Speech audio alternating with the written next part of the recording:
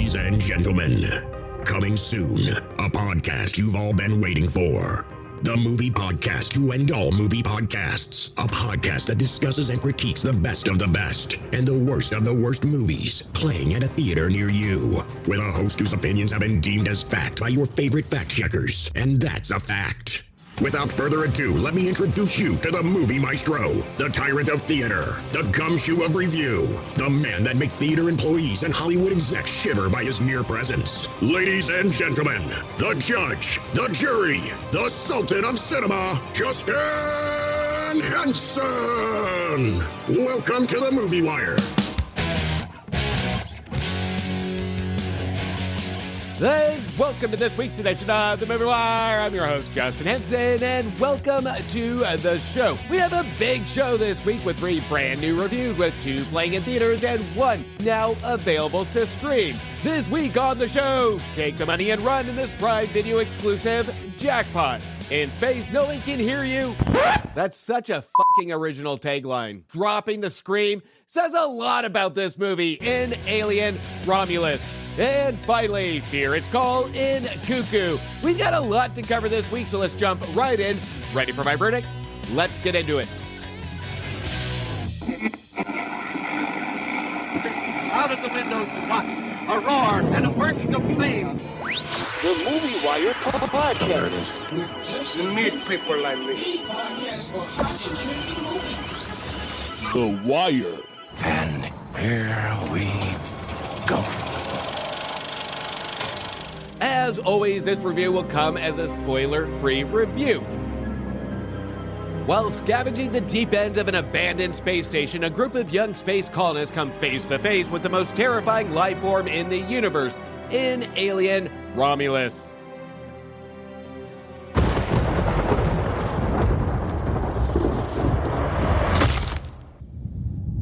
Is this really where you want to spend the rest of your life?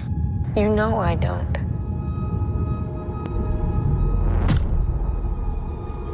Then this is our only ticket out of here.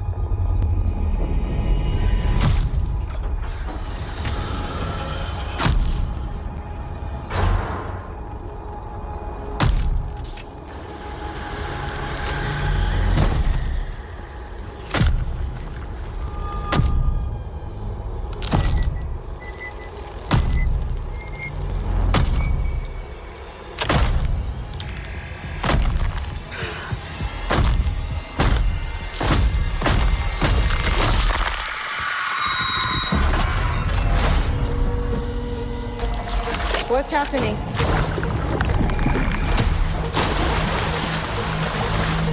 There's something in the water. What do you mean there's something in the I don't know, water? there's just something in the fucking water.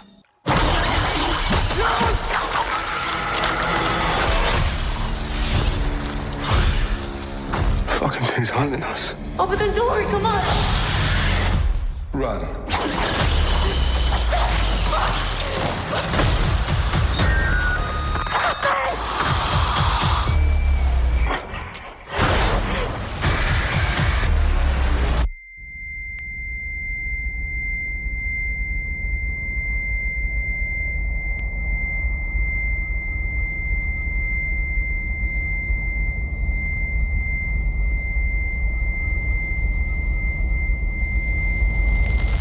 Are you sure you want to do this? Now, it goes without saying that each movie deserves to be looked at as its own, even when it comes to sequels, prequels, and reboots, with a fine line drawn within a trilogy. And don't get me started on movies that split between a part 1 and a part 2. This rule for me came directly because of the original 2 Alien films, that many will be quick to compare the newest additions to the original Ridley Scott and James Cameron horror masterpieces. It's a natural reaction to do so, and it should come at no surprise for anybody for me just to come out and say, no, Alien Romulus is nowhere near as good as the original 2. That shouldn't be a surprise to anybody. Now that that's out of the way, this is the 9th time seeing our xenomorph on the big screen. Kinda. And I'll get into that in just a second. Alien Romulus sets itself up with high expectations. The film is intended to be a fresh start, attempting to go back to basics, distancing itself from the controversial Alien sequels and prequels, and instead focusing on a new storyline, which involves our main character Rain, played by Kaylee Spaney, who her and her brother android Andy, played by David Johnson, live and work on a mining planet that never sees the sun, who are also under contract to work and stay on this planet, until she agrees to hitch a ride to explore a space station that has traveled close to the planet's orbit. Now, this is a simplistic setup, with a setting that starts the film off with some intrigue and curiosity. However, despite this intriguing setup, the movie quickly devolves into a series of cliches and missed opportunities, which in turn creates just another 2-hour space horror spectacle of characters running, climbing, closing doors, and yelling from an alien threat we don't see enough of. And what the film thinks it's doing is creating tension, but instead creates a distracting annoyance. Even at one point I thought to myself, if I have to see one more close-up on a monitor that says critical, countdown, or error, goddamn right somebody in space is gonna hear me scream. And usually, I like this strategy of not showing too much of the main threat and allow the film to take the viewer on a crescendo of tension. There are two main problems with how our director, Fede Alvarez, attempts to do this, other than him not knowing how to do this, which becomes evident as the movie plays on. The first is the utilization of the atmosphere and the setting. Alvarez never allows us to spend too much time in one setting, allowing us to take in the environment or its surroundings. We lose the imagination, or the awe, if you will, of taking the viewer to a new world or place. We can tell there's a lot to this environment to take in. Alvarez gives us close-up shots when we want the camera panned out to see the surrounding of the environment. Then he zooms the camera out when there is nothing of interest in the shot to add any intrigue or wonder. Then we have the second main, most frustrating problem of building tension, which Alvarez's strategy of building tension seems to be the only strategy he knows, which is to zoom in on monitors that frequently say danger, critical, error, or countdown. Never do we see the utilization of the actual environment or the characters to help build the tension. This is where just about all the other Alien movies succeeded, is utilization of the environment. These characters are in an abandoned, mysterious space station in the blackness of space, and the way Alvarez wants to build tension is focusing on shots of objects that we are already familiar with, like CRT monitors. Take me to a damn place unfamiliar where it makes me uneasy and uncomfortable. That forces me to the end of my seat, where I should want to have my eyes analyze every inch of that screen to take in the environment to anticipate a threat or scare. With Alien Romulus appearing what it's intended to be, which is a horror spectacle with familiar creatures. Now, some scenes can be visually engaging as intended, like an opening planet of darkness. But when we get to our space station, the darkness doesn't stop. There's no contrast. During my initial viewing, the entire movie looked way too dark, to the point where at times it was hard to tell who was who. And I kept wondering why Alvarez didn't ensure the utilization of more flashlights or lighting to create a haunting tone. Now, I don't know if this was Alvarez's intended vision of it being so dark. Maybe I can see if this was a way for him to add to the seclusion factor without really copycatting his predecessors. Or maybe in space, nobody could find a spare set of batteries. I attended an RPX viewing at a local theater. When I got into a discussion about the film after my viewing with my friends over at the Talking Smack podcast, who did see Romulus in an IMAX format, they stated that they didn't experience that with their viewing. They said it looked crystal clear. So me being curious, I did attend an IMAX showing of Alien Romulus, and what I found was a drastic difference in brightness and colors. Was it a better movie? Hell no, but at least I could see what was going on, which leads me to my final curiosity of, was it just my screening, or was it the way the movie was shot on IMAX versus normal digital presentations? And if so, how will this look when it comes to converting to the smaller screen at home, where on a big screen it was already hard to see the details? This also leads me to a little bit more frustration that's going to be intended for a different show, of how big of a difference it was to have to pay an IMAX price to clearly see what's happening on screen. I don't know who to place the blame on, so I'm just going to say shit shame on this movie. And I really do hope when it comes to streaming or VOD that they fix the visual darkness of this movie so people can really see how average this movie is without squinting their eyes. By having so much darkness, it distracts from the overall immersion of a movie, reducing the impact of key moments intended to put shock and horror intensity to this, to give it a little bit of bite. Now, with IMAX, did I get a different on feeling? A little bit, but did I still think they were well executed? No, but at least it did add to the better overall experience of watching Aliens Romulus. Alvarez's attempt to reinvigorate the franchise with a fresh setting and a new cast comes across as a cheap attempt to create more of a monster movie using familiar creatures unsparingly and new characters we don't really root for nor we care for. The film builds little stakes for me to care about the outcome. This also makes for some pacing problems. When we have all these quick scene changes, these characters that speak very forgettable generic dialogue, with the exception of one character that I won't mention, that makes an appearance that seems to have all the good material, and including giving Alvarez a tool to give us relief to help build some tension that doesn't involve a computer monitor. When we have all these elements, it drastically affects the entertainment value. Now, at first, it takes a while before we get this movie going, but there is an anticipation for audiences and viewers to see our aliens appear, so the pacing seems to go a lot quicker than what it actually is. Once we realize this is going to be a slow burn before we see any of our aliens, this is where it really comes apparent that it drags in parts, particularly in the early sequences, where the character development is sluggish and the stakes of the story feel insignificant. There's nothing of interest with these characters. Like I said, there's nothing to root for. And if we're taking a lot of the elements out of the environment, then I really wanted to see something out of these characters, a sense of dread or even a sense of urgency, which is critical to the alien experience, which is missing. Instead, we get a tedious buildup that lacks any of the intensity from characters and situation, and fans would expect from a movie like this. Which, open and honest, is no surprise to me, being written by Rodos Eggs with limited writing credits, who really does bank on the cat and mouse chases, who previously wrote Don't Breathe and the actual decent Evil Dead 2013 remake, along with our director Fede Alvarez, who did partner with Saez on Don't Breathe and the Evil Dead remakes as a writer and who also directed. Now, I said it was human nature to compare, and I try to avoid comparison, so I'll just say this and leave it alone. The difference here between the predecessors, Alvarez delivers a lack of tight pacing, and more importantly, the atmospheric tension that are hallmarks of the franchise. Instead of a haunting, nerve-wracking, secluded experience, Alien Romulus is offbeat with an uneven rhythm that fails to build sustained tension. If we take the first 6 films, I'm not including Alien vs. Predator, the first 6 Alien films,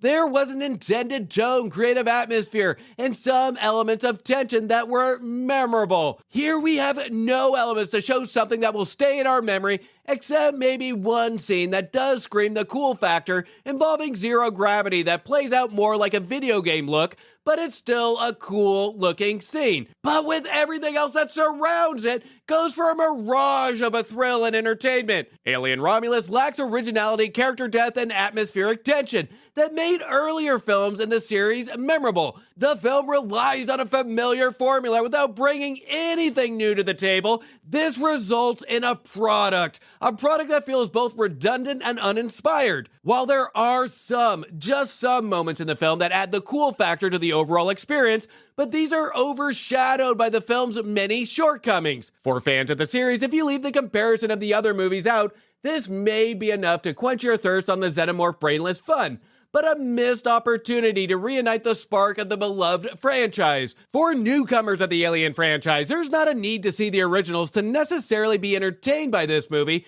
but it may not offer much in terms of intrigue or excitement. Alien Romulus ultimately acts as a reminder that reviving a classic series requires more than just familiar creatures and settings.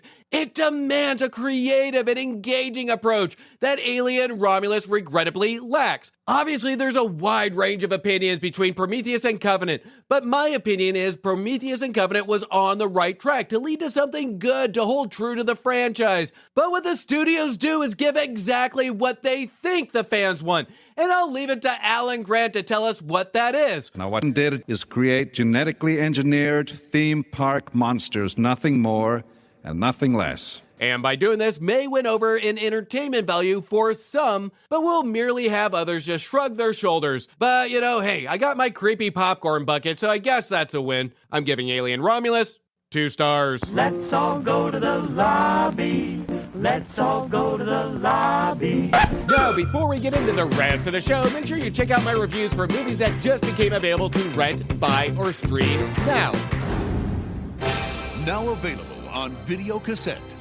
Every Murder Lives On in Oddity, which scared the surprise out of me, receiving 3.5 stars. Make room for new emotions in the Disney Pixar sequel in Inside Out 2, which was as organized as a teenager, but maybe that was the intent, receiving 3 stars. If you can feel it, chase it. And I did feel it, but I had no urge to chase it, and the sequel, reboot, whatever Hollywood wants to call it for a cash grab, is Twisters, which received 2.5 stars. 4 friends, 1 wedding, lots of baggage, and one of the worst movies of the year is The Fabulous Four, which received no stars. He's trying to make history, she's trying to sell history in a movie that made me smile during a conspiracy story versus rolling my eyes and Fly Me to the Moon, which received 3 stars. This daddy's a baddie, and things just got a little bit more despicable, including this movie in Despicable Me 4, which received 1.5 stars. Hear how it all began in A Quiet Place Day 1 that was louder than the last and quieter in substance, receiving 2 stars.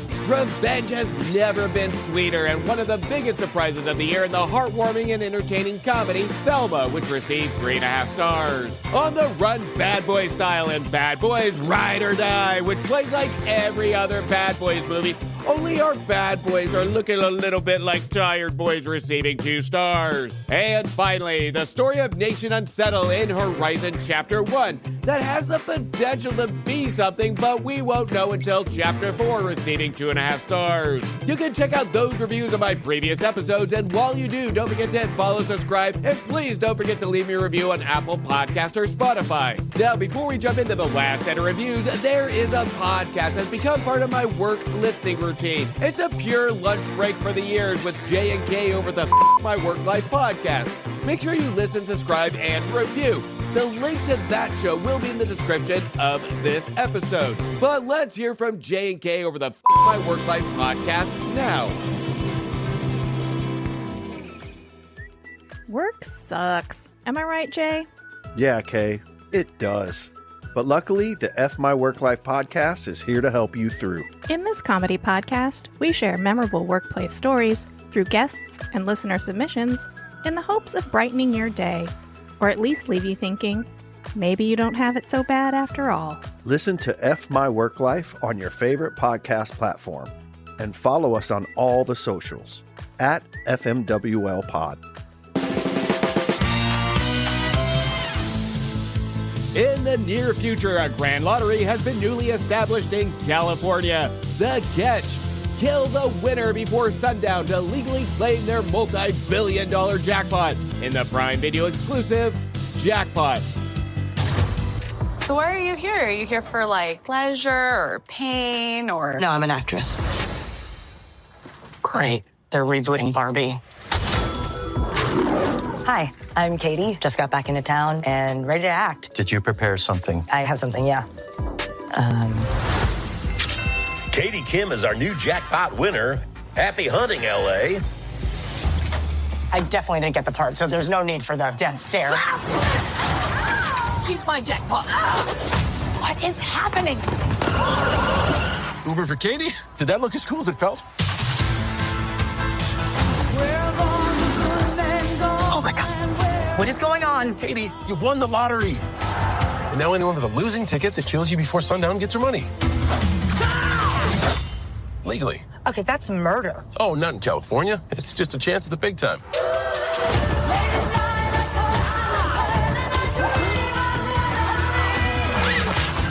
Oh, hell no. Oh, hell yeah. I need a hero. I felt that too. I need you to put this on.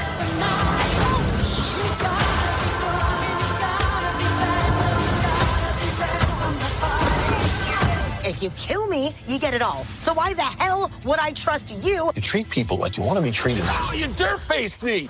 Oh, shit in my sneaker! Really hit the target there. How's it look? Good? I called in a favor. We are the biggest lottery protection agency in the city. I do trust you. I think it's because you look like a bulldog that like a witch cast a spell on and turn into a human. You ever get that? Yes. We're in trouble, aren't we? Yes, we are. Who wants some head? Why are you winking at me like that? Man, you can't just steal people's panic rooms, dude. What are you, Jodie Foster? You know too much. I really don't, though. Katie's the biggest jackpot of all time. Just find her. Cowabunga. Turtle, over!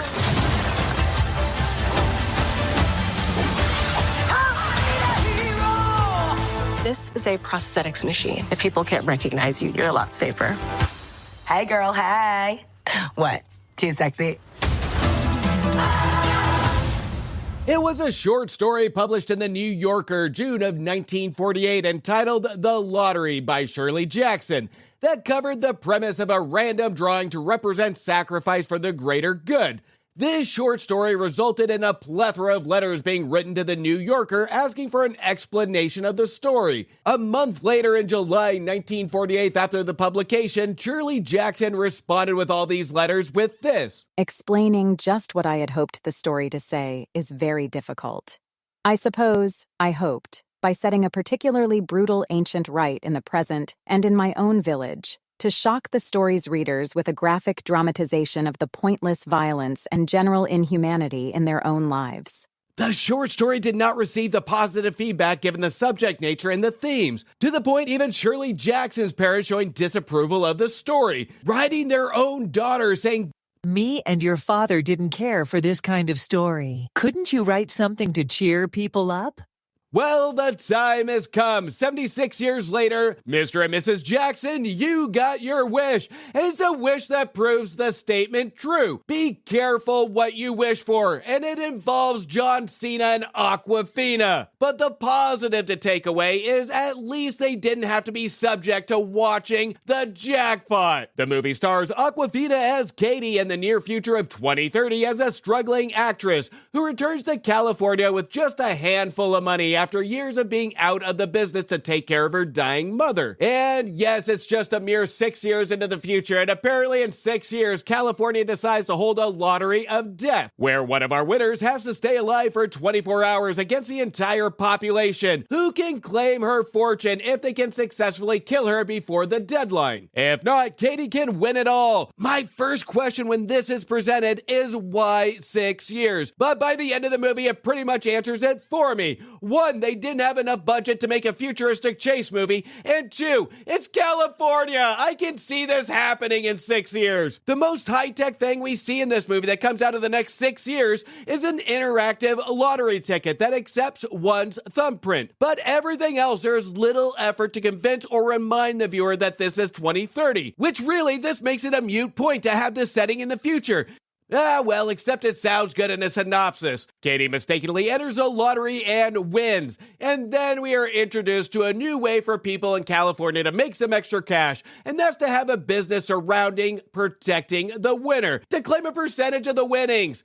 This is where our contrasting buddy in this buddy comedy comes into play. And that's our muscle, Noel, played by our always adult childlike performance of John Cena. Now, I will kind of say it is a nice change of pace to see Awkwafina in a non-animated movie, just because of her unique voice. And not only that, but attempt a leading role. Awkwafina does okay here, along with John Cena, who's not the greatest actor, but what he does have going for him is his childlike on-screen presence and energy. But that is also part of the problem here. We have 2 cast members here that have been typecasted for years, who both have a kind of a certain likability on screen, some with more likability than the other. But then we run into two problems here. The first problem is that it's hard to take them seriously from the roles they play because of the typecasting from the past. And number two, they aren't seasoned enough talents to properly portray believability in their roles. There's no credibility in the portrayals of the characters that they play, nor they don't know how to work the chemistry. Between Awkwafina and Cena, these two bank on what they are used to, which is playing their role like every single character they've portrayed in the past. They don't do anything different. You mix that with director Paul Feig, who, just like our main cast members, likes to bring the energy and the fun to the screen. Like he never got out of character from playing the energetic camp counselor Tim in 1995's Heavyweights. Paul Feig, I've always gotten the impression that he directs in a way that as long as there's energy on screen and he's having fun, then the movie will be a crowd pleaser. Which, to an extent, with the right cast, this strategy can work. It's not a great strategy to be 100% all in on, but with the right cast, this can work. But here, unfortunately, it does not. If this film was a comedy routine, it would be the kind of comedy routine where the comedian keeps forgetting their punchlines.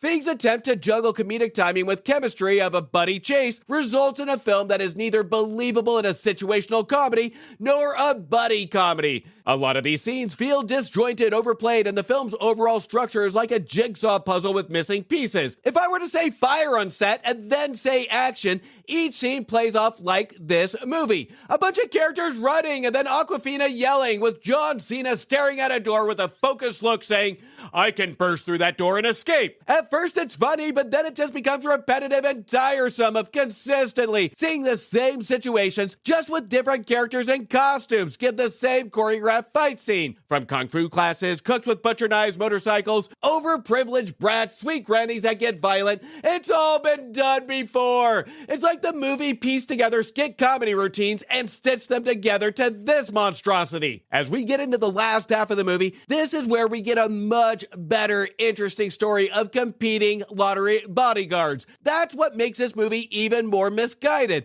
is that we have a much better story in the second half of the movie. It's a conflict between John Cena and coming off his Barbie run, Simu Liu, as Lewis, a successful lottery bodyguard with more security and tech than Cena does. And the movie hints around some history between the two. This is a story I really wanted to see because the chemistry is much better than Cena and Awkwafina. There is a lot more of interest happening between these two than our two main characters. Now, I will say that this is a shame that Simu Liu did a fantastic job in Barbie and is in a good position coming off of that film to really show his range, to show he shouldn't be typecasted in Hollywood. Liu made a smart career move by taking a role in the more recent Arthur and the King to show his serious side. He also made a smart move by taking the role of a villain in the Netflix original Atlas for his portrayal. Even though that was a bad movie, it still challenges his range. It shows what he can do between those two movies. But here, the material adds nothing to his resume to show what he can do. He is not surrounded around cast members and directors that can guide him, which is a shame. Jackpot is a prime example of how not to make a buddy comedy film. It combines a predictable plot, underdeveloped characters, weak chemistry between Cena and Awkwafina,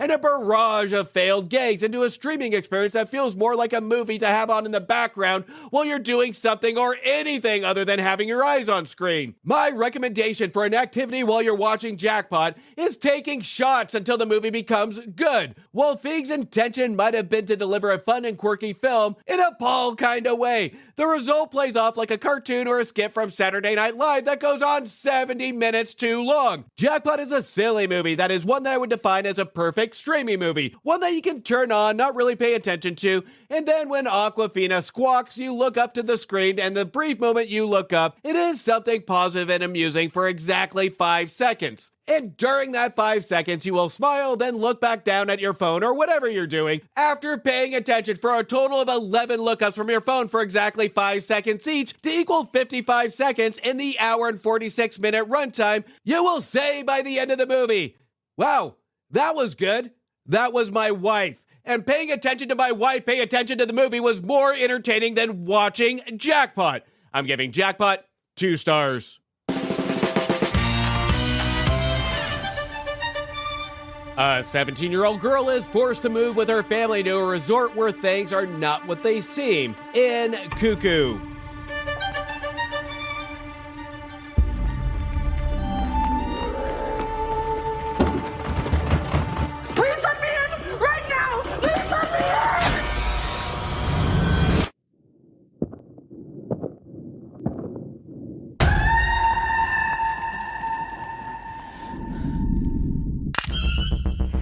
police investigator, Henry Lando. I'd like to ask you a few questions about the incident. I need you to help me find that woman.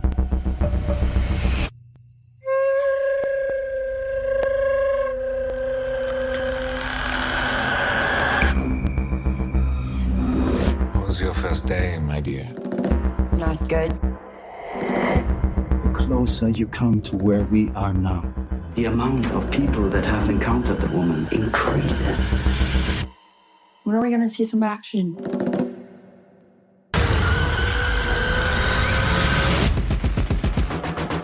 Why did you bring us here? You are here because your family belongs here. That's a fucking weird way to put it. Oh, it feels so good. I need you to come to me now, my angel. Watch out! What did she want from me? If I were you, I wouldn't want to get hurt even more.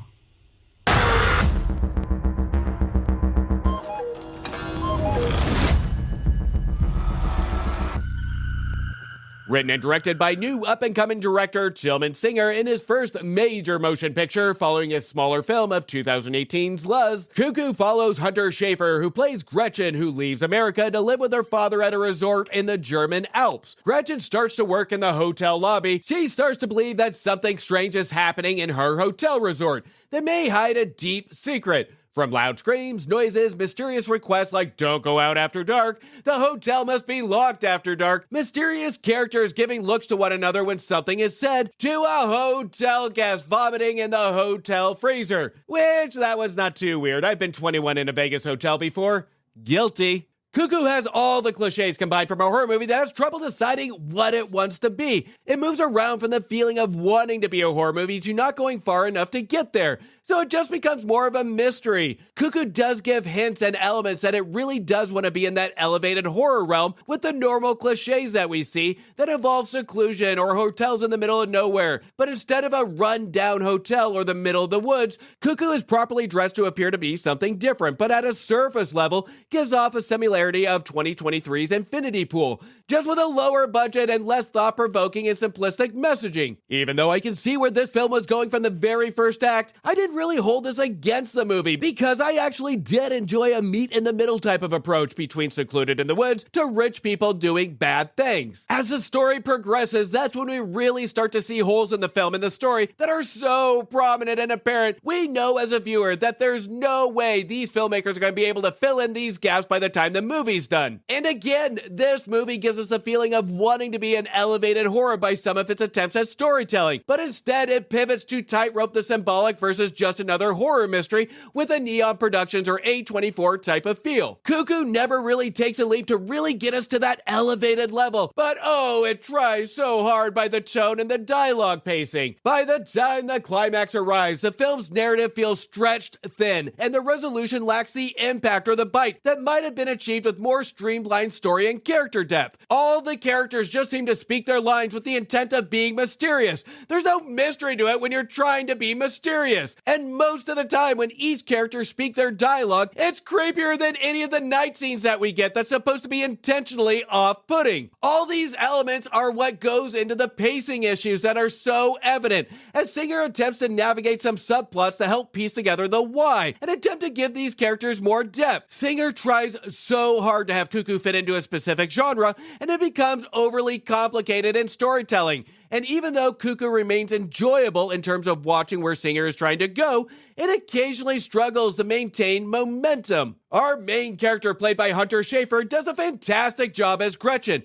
to really hold her own as the story bounces around trying to figure itself out. This material on paper, I could tell, wasn't the easiest to digest on who this character should be from Act 1 to the climax. Schafer proves she can lead a film, and she led this one of holding the audience's attention in mere curiosity. And Cuckoo is a movie of curiosity. This is where Singer does shine. Even when we can tell it's not intentional or even a mistake or a miss on his part, the curiosity never goes away. And this is all added from the setting and cinematography by Paul Faltz. that give a feeling of seclusion, but are able to capture this feeling by an area of complete openness and utilizing just the right areas to shoot in a setting. You add these elements to the true star of the film, which is the sound and editing. Every single subtle sound from birds chirping to a heartbeat is well tied together in pitch-perfect editing, to add to the feeling of seclusion and tense decision-making.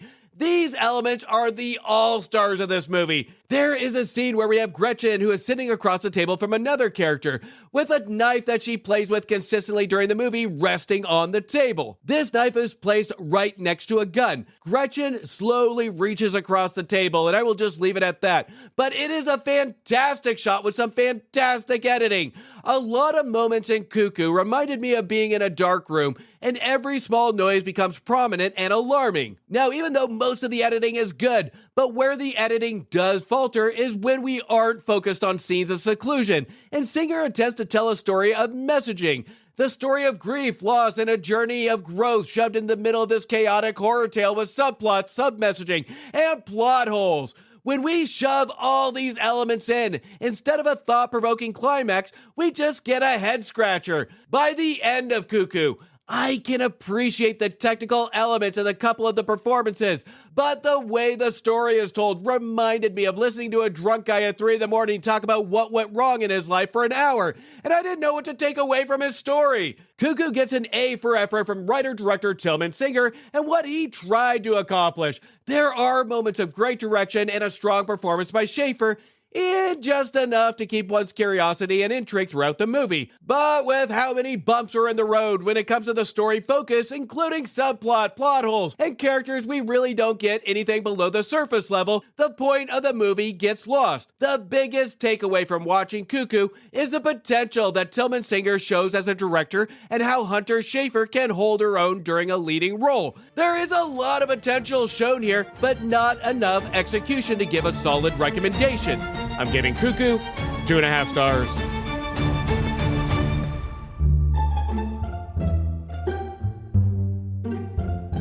And that's a cut on this week's edition of The Movie Wire. I want to thank you for listening and thank you for your support. You can also show support by following me on Instagram, Blue Sky, X, Thread, Facebook, TikTok, YouTube, and Letterboxd at Movie Wire Show. And please don't forget to leave a review on Apple Podcast or Spotify. And if you haven't checked out the Cult-Worthy Cinema Podcast and the Movie Wire's new show, Back to the Balcony, the link to that show will be in the description of this episode. Until next week, do me a favor, make sure you stay for after the credits of a movie to show the respect to those that put their blood, sweat, and tears into making a feature film, and support your local movie theaters. A verdict has been made on this episode of The Movie Wire by your host, Justin Henson. He thanks you for listening to the show. You can follow Justin on Instagram and Twitter at Movie Wire Show, or visit his website, www.themoviewire.com. Oh, and don't forget to leave a review on Apple Podcasts and Spotify. I'm sure he'd love to hear from you. Until next time, we will see you at the movies. Thank you for bringing me to the movies.